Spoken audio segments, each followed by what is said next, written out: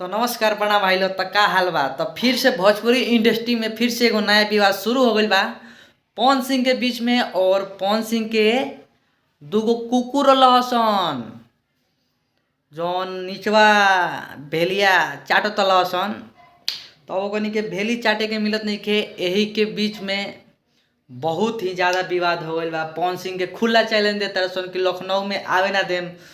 तो पवन सिंह भाई power star हवन। अगर जवाब आई दूगो कुत्ता भौंकता ना सर लखनऊ में। हाँ जाए तो भैया। पवन सिंह नाम है मेरा, साला झुकेगा नहीं साला।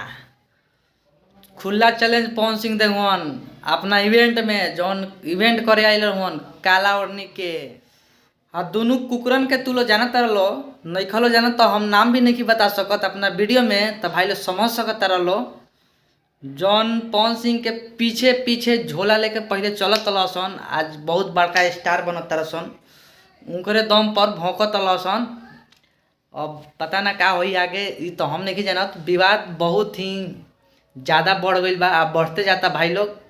तो पवन सिंह के काला ओढ़नी के इवेंट रहुए जौन खुला चैलेंज देता रह पवन सिंह। माइक लेके ऐसा दहड़ुअन कि ओकनी के माई बहिन एक कर दिले बाड़न भाई लोग मंचे पर। अब सोच सकता लोग पवन सिंह के कितना पावर बा भाई लोग। लेकिन अगर जवाब एक आई घरे खोज के मारा जियो शेर नाम है पवन सिंह, साला झुकेगा नहीं भाई लोग। पूरा इवेंट में पूरा पब्लिक के सामने पवन सिंह खुला चैलेंज देता रहन। तो सोच सकता लोग पवन सिंह पावर स्टार में कितना पावर बा।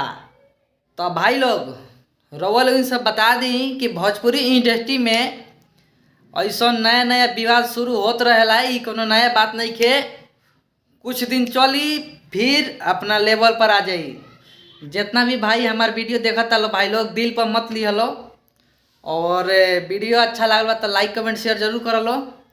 और जेकर भी फैन बढ़ा लो ओकर फैन रह लो, कोनो दिक्कत नहीं खे। फिर मिले अगला वीडियो में, तब तक के लिए बाय दोस्तों।